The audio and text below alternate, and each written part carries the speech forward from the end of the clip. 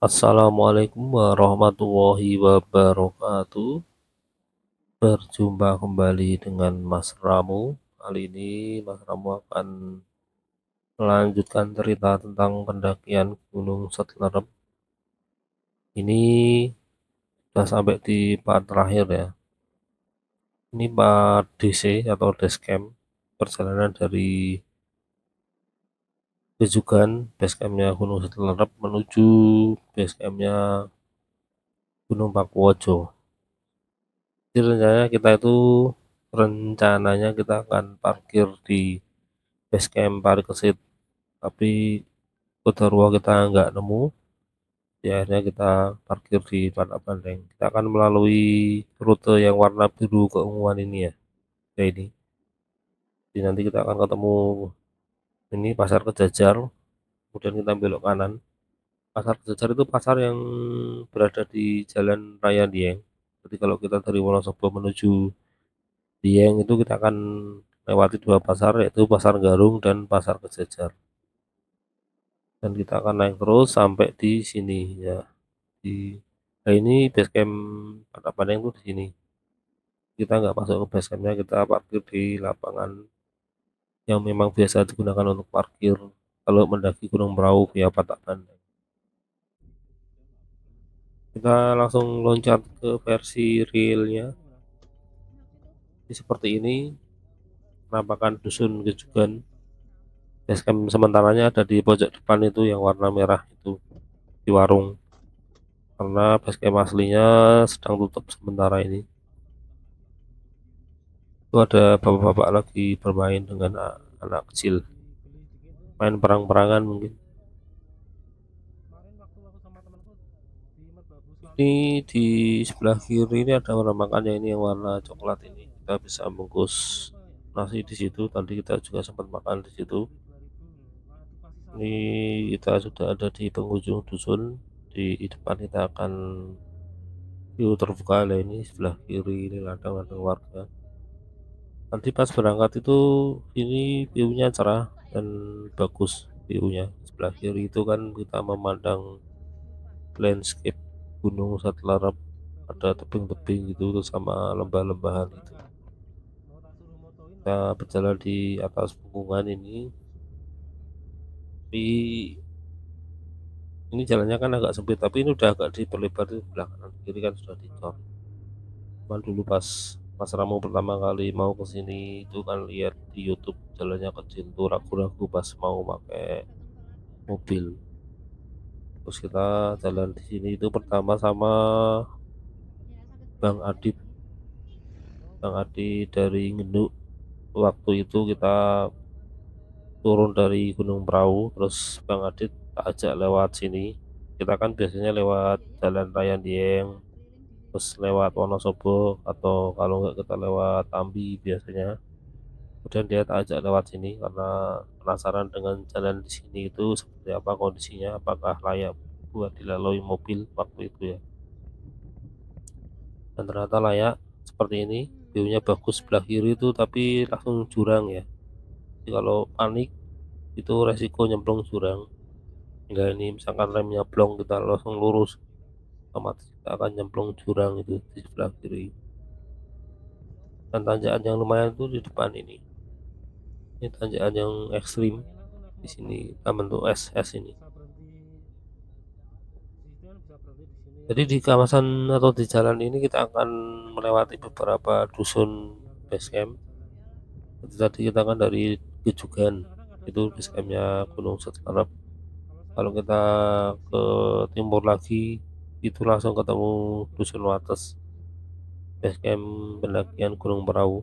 Terus ke depan lagi kita akan ketemu base camp pendakian Gunung Cigandul. Setelah Cigandul nanti kita akan ketemu dusun tempat air terjun yang bagus itu, apa namanya saya lupa. Itu ke arah timur tapi ya. Sedangkan ini kita ke arah barat. Nah, kalau ke arah barat ini nanti kita setelah melewati kebun-kebun ini kita akan ketemu pertigaan menuju dusun atau desa Iger Merana. Desa Iger Merana itu base camp pendakian Gunung Perahu. Kalau Germana itu identik dengan terowongan Kemin, mana itu pendakian Gunung Perahu yang melewati terowongan-terowongan gitu, terowongan babi. Kemin itu nama lain dari celeng atau babi hutan.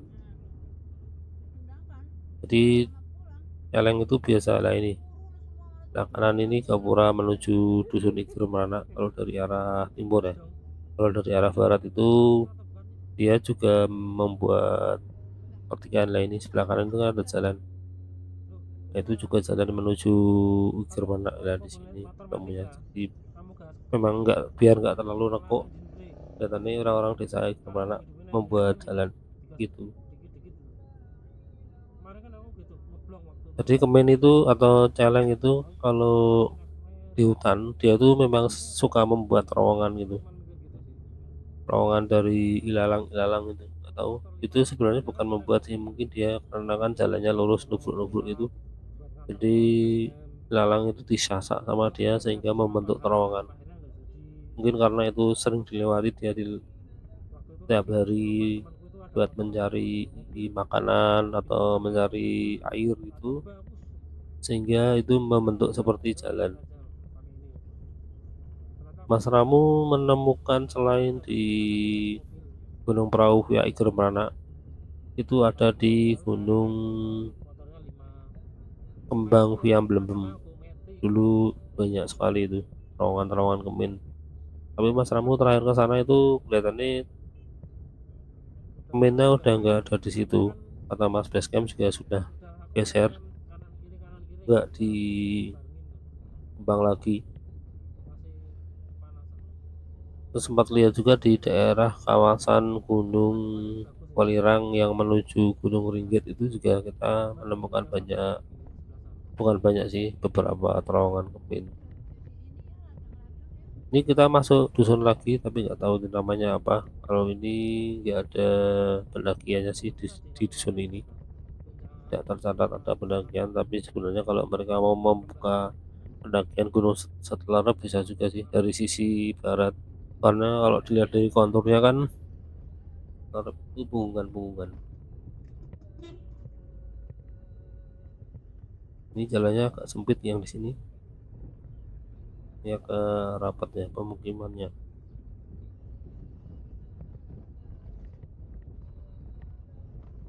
Jadi salah satu ciri khas di daerah pegunungan ini penduduknya itu ahli nyopir, karena mereka bisa parkir di tempat-tempat sempit dan jalan di tempat-tempat sempit seperti ini. Kalau bagi orang-orang kota itu agak kikuk, seperti waktu Mas Ramu parkir di Dusun Parikesit tempatnya Om Pepi itu kan mobilnya lecet, yaitu ada dua lecetan pas tak cek di bawah setelah pulang.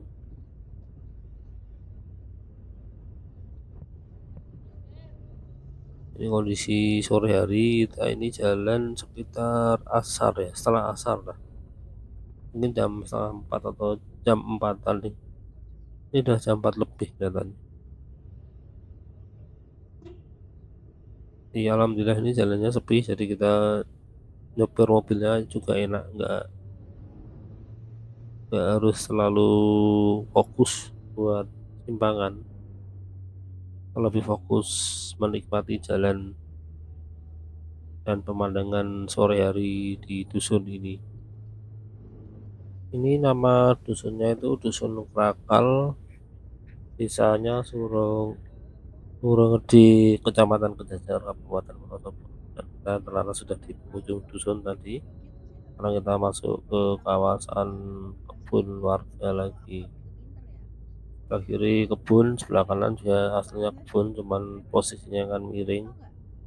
Kita itu kayak berjalan di kaki gunung gitu kan, Gunung Perahu sih. Ya kawasan Gunung Perahu. Tapi kalau di peta itu sebelah kanan tuh namanya Gunung Iger Merana. Iger kan gunung. Kanan kiri ini ladang warga.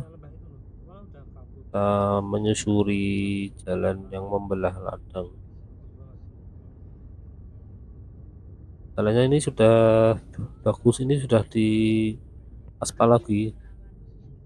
Ini Mas Ramu lewat jalan ini berarti ini yang ketiga kali PP ya. yang pertama dengan Bang Adit itu cuman lewat ke arah timur, terus yang kedua itu PP karena waktu itu kita Mas Ramu mendaki Gunung Wates minta si bermana, jadi lewat sini pulangnya lewat sini lagi, yang terakhir yang ini pendakian Gunung Setelorop ini kita juga PP lewat jalan ini. Di depan ada dusun lagi, itu dusun Pejajar kelihatannya, atau dusun yang bertempatan dengan pasar Kejajar. Jadi nama dusunnya itu dusun Gatak Sari, desanya itu desa Serang, Serang atau Serang nggak tahu gimana ini ya bacanya. Kecamatannya Kejajar, Kabupaten Wonosobo.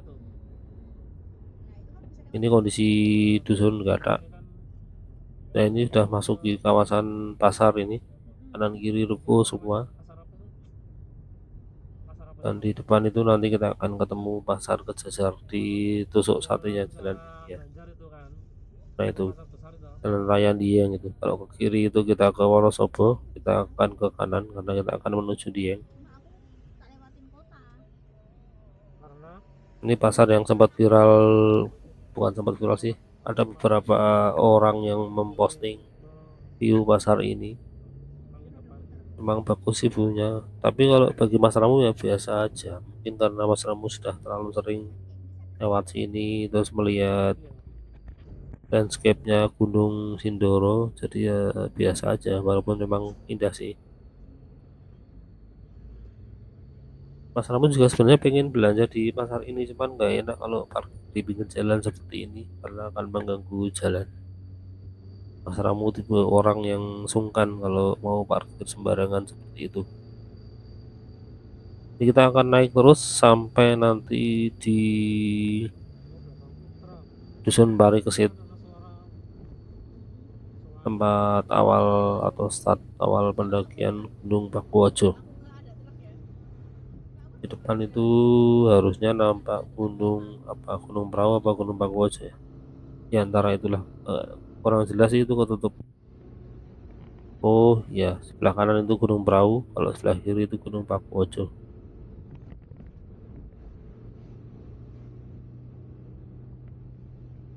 Kita akan naik terus.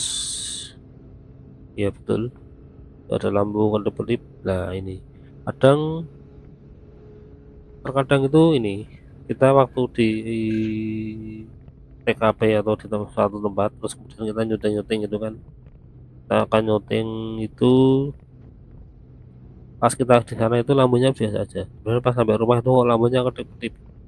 Kadang-kadang kalau pikiran kita negatif atau pikiran kita selalu berhubungan dengan mistik itu mengira kalau itu kerjaannya jin, jinnya mengganggu dengan mengedap-ngedipkan lampu, tapi pas di sana tuh padahal nggak kedap-kedip.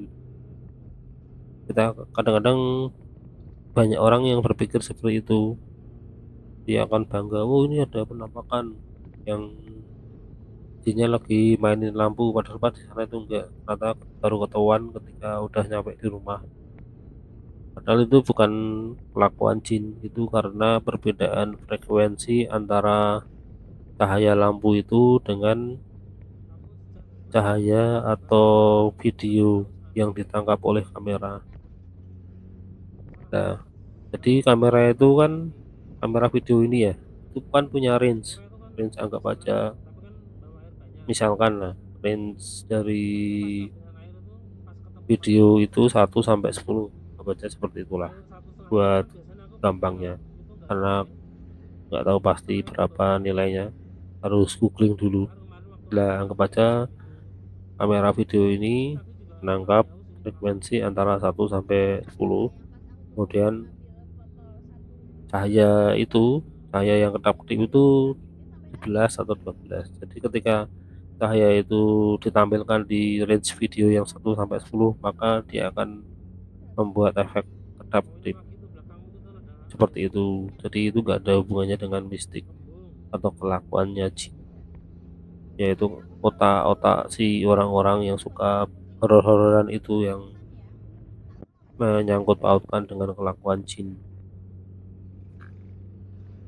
dan Mas Ramu beberapa kali ketemu sih di beberapa konten kreator atau di YouTube, ada juga di grup WA pendakian itu orang yang bercerita seperti itu. Waktu itu dia katanya sedang berendam atau berenang atau berendam di pemandian air panas Cangar gitu kan ceritanya seperti itu. Kemudian dia kan mandi itu di pemandian apa, di kamar mandinya itu kan. Terus katanya dia nyoteng-nyoteng sekitar kamar mandi gitulah. Kamar mandi itu kan lampunya nyala. Nah, dia tuh nggak ngeh, pokoknya dia asal nyoteng-nyoteng, kemudian waktu sampai rumah dia cek-cek videonya katanya, "Loh, lampunya kamar mandi kedap-kedip," gitu. Ya seperti itu, dan dia menyangkut pautkan itu adalah kelakuan jin yang ada di kamar mandi. Padahal enggak sih itu, padahal kan memang karena terjadi terjadi karena perbedaan frekuensi fluk cahaya lampu dengan cahaya video yang ditangkap oleh kamera HP, perbedaan frekuensi.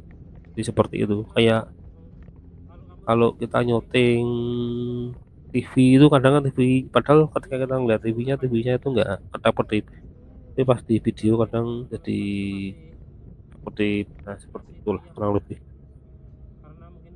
Ini kita masih nanjak terus, nanjaknya semakin tajam ini. Ini kalau hujan daerah ini banjir nih jalannya, kayak aliran air gitu.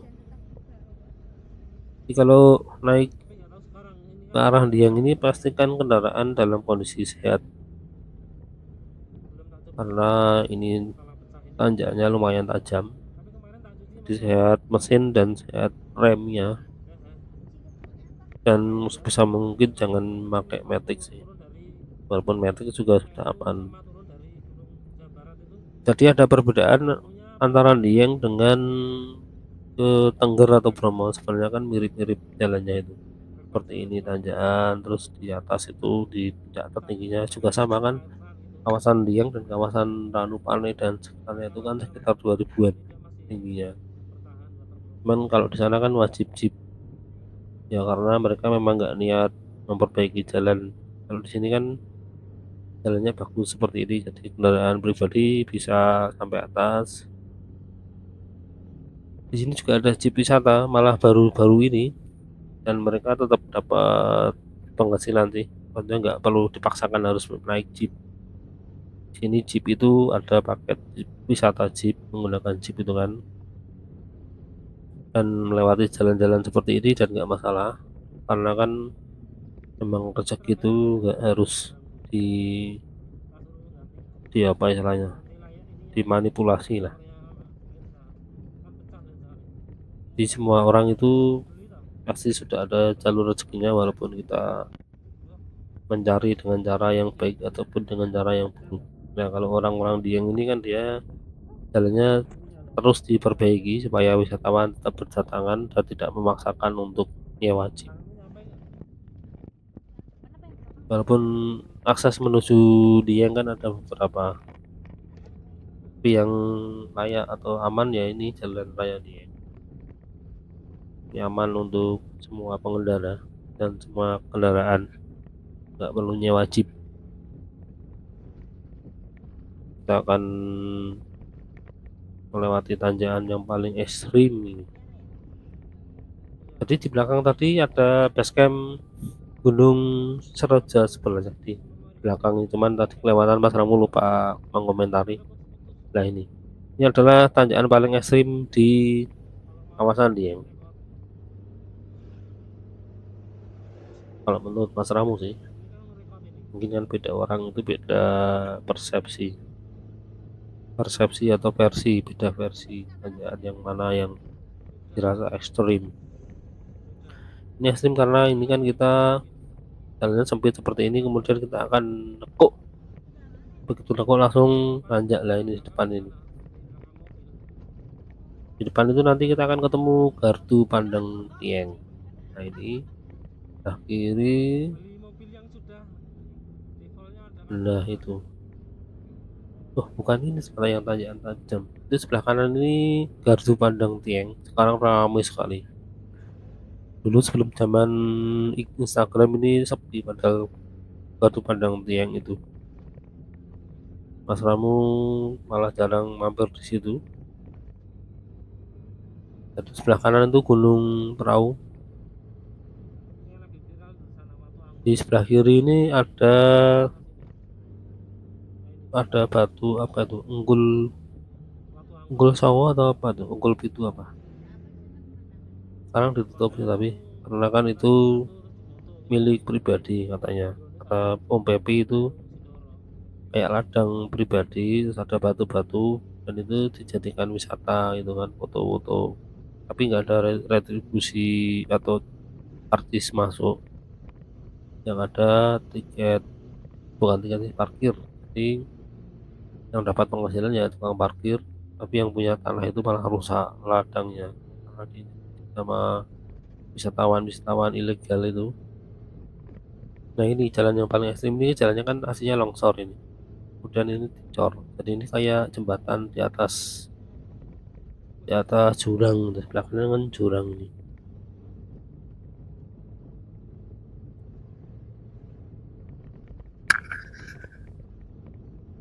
Jadi di daerah ini sekarang itu mulai dibuka beberapa wisata. Jadi setelah batu pandang tiang tadi kan, itu yang udah lama sekali, itu di atasnya ada pintu langit. Dia nanti di depan kanan ini akan ketemu Watu Anggruk.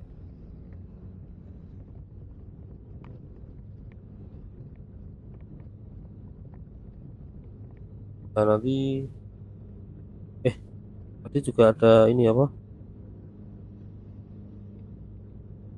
Nanti setelah Watu Anggruk itu nanti akan ketemu Glamping Dieng. Kemudian ada Villa Dieng Sikapo Hill. Itu di depan kanan itu Watu Anggruk.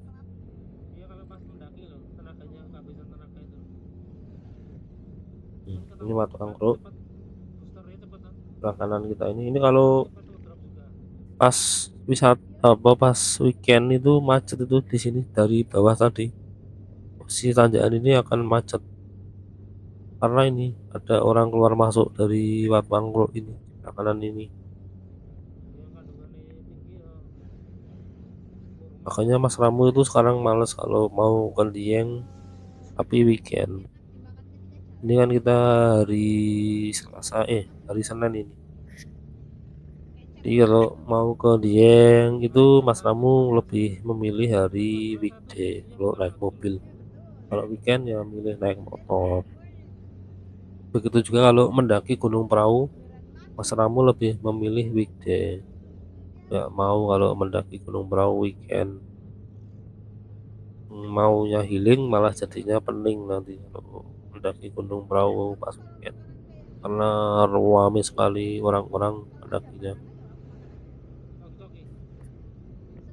Ini sebelah kanan tuh sebenarnya bagus view-nya kalau nggak kabut ya. Nah ini di sebelah kiri tuh ada Unggul Songo atau Unggul Pitu, nggak tahu. Lupa namanya, pokoknya pakai cengkul-cengkul gitu lah. Nanti itu ada batu besar lah. Biasanya orang-orang itu pada foto di atas batu dengan background Sindoro gitu.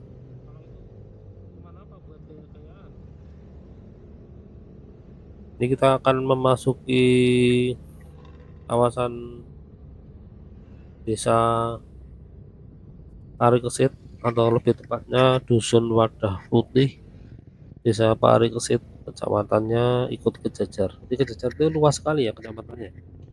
Kecamatan Kejajar itu luas dan isinya wisata-wisata semua. Kelihatannya seperti itu. Kita masuki desa Parikesit. Itu tadi sebelah kanan tuh ada glamping itu tadi yang ada bangunan kotak tadi itu. Ini desa Parikesit tapi ini dusunnya dusun Wadas Putih, bukan di dusun Parikesit. Desa Parikesit, kalau dusun Parikesit, desa Parikesit itu ada di depan sana. Di ciri-cirinya atau tandanya itu kita akan ketemu gapura selamat datang di yang lain, itu berarti kita masuk kawasan dusun Parikesit, desa Parikesit. Posisinya di sebelah kiri kalau dari arah bawah ini.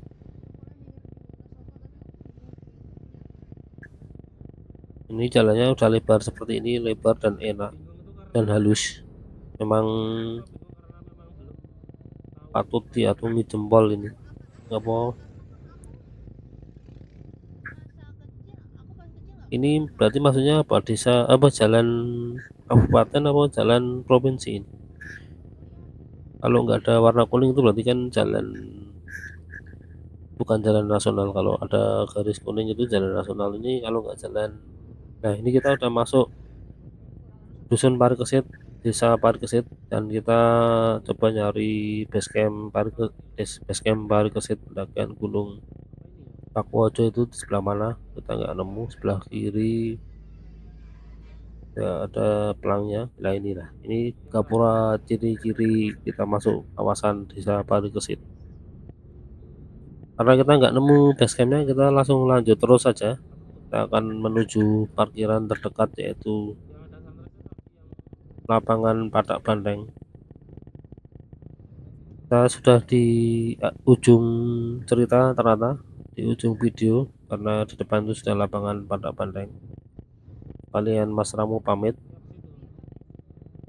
Bila ada salah-salah kata atau salah informasi mohon dimaklumi. Kalau ada yang benar semoga bisa bermanfaat.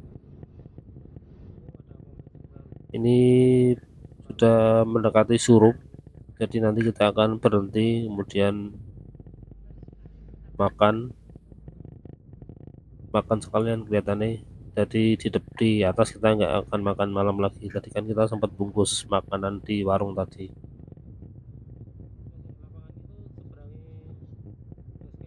Sebelah kanan itu Gunung Perahu dan di depan kanan kanan depan itu Desa Patak Banteng.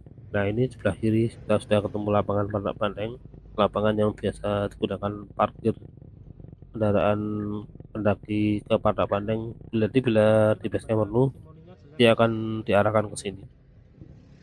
Kita akan parkir di sini, kemudian persiapan untuk pendakian Gunung Pakuwoco. Di depan itu Gunung Pakuwoco itu di balik gunung itu yang di depan kita ini. Sampai di sini dulu cerita Mas Ramu kali ini. Sampai ketemu lagi di part selanjutnya atau di cerita-cerita selanjutnya. Wassalamualaikum warahmatullahi wabarakatuh.